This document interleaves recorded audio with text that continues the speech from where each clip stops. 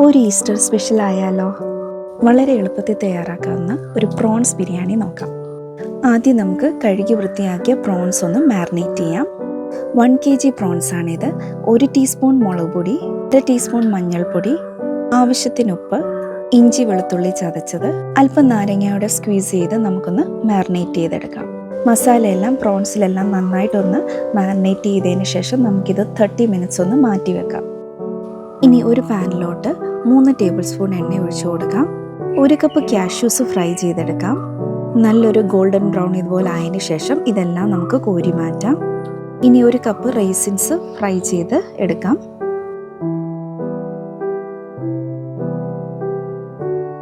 ഈ ഒരു പരുവാകുമ്പം റൈസിൻസും കോരി മാറ്റിയെടുക്കാം.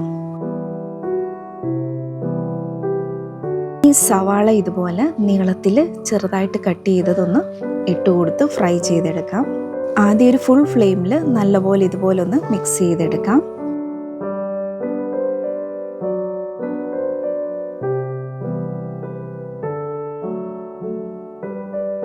ഒന്ന് കളർ ചേഞ്ച് ആകുമ്പോഴത്തേനും നമുക്കൊരു മീഡിയം ഫ്ലെയിമിലോട്ടാക്കാം. എന്നിട്ട് നന്നായിട്ടൊന്ന് മിക്സ് ചെയ്ത് കൊടുക്കാം.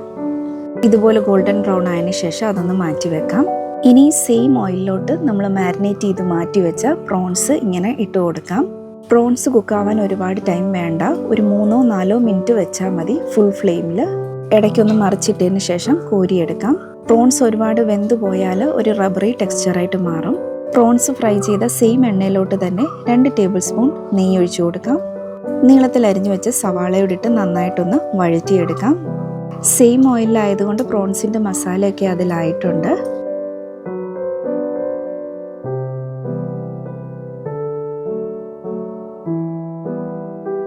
സവാള നന്നായിട്ടൊന്ന് വഴറ്റിയതിന് ശേഷം നമുക്ക് ആവശ്യത്തിന് ഉപ്പിട്ട് കൊടുക്കാം.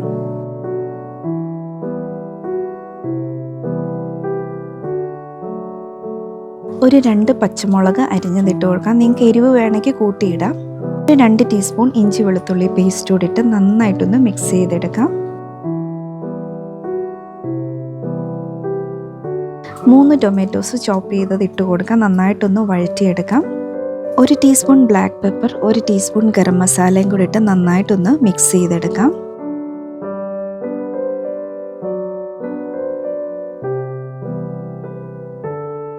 ഇനി ഒരു 1/2 ടീസ്പൂൺ മുളക് പൊടി ഇട്ട് ഒന്ന് മിക്സ് ചെയ്തെടുക്കാം.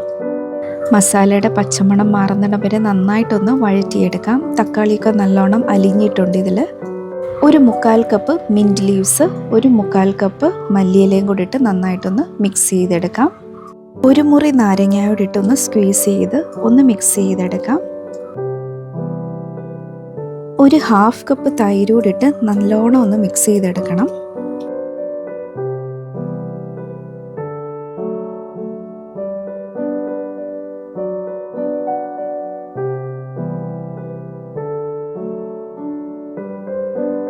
ഈ ഒരു പരുവായതിന് ശേഷം ഫ്രൈ ചെയ്ത് മാറ്റി വെച്ച പ്രോൺസ് ഇട്ട് കൊടുക്കാം.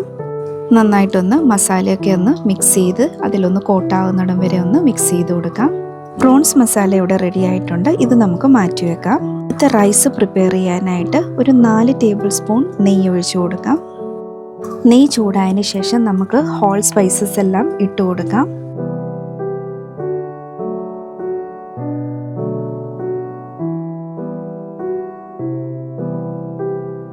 സ്പൈസസ് ഇട്ടതിന് ശേഷം ഒന്ന് മിക്സ് ചെയ്ത് ഒന്ന് റോസ്റ്റ് ചെയ്തെടുക്കാം.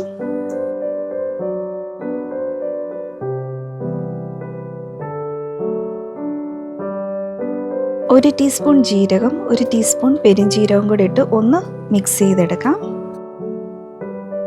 ഇനി ഒരു സവാള അരിഞ്ഞതോടിട്ട് ഒന്ന് വഴറ്റിയെടുക്കാം. 1/2 മണിക്കൂർ സോക്ക് ചെയ്ത് വാഷ് ചെയ്ത 3 കപ്പ് ബസ്മതി റൈസാണ് ഇട്ട് കൊടുക്കുന്നത്. റൈസ് ഇട്ട് നന്നായിട്ടൊന്ന് റോസ്റ്റ് ചെയ്തെടുക്കാം. ഇങ്ങനെ ഒന്ന് റോസ്റ്റ് ചെയ്യുമ്പോൾ നല്ലൊരു കളറും കിട്ടും, നല്ലൊരു ഫേംനെസ്സും കിട്ടും.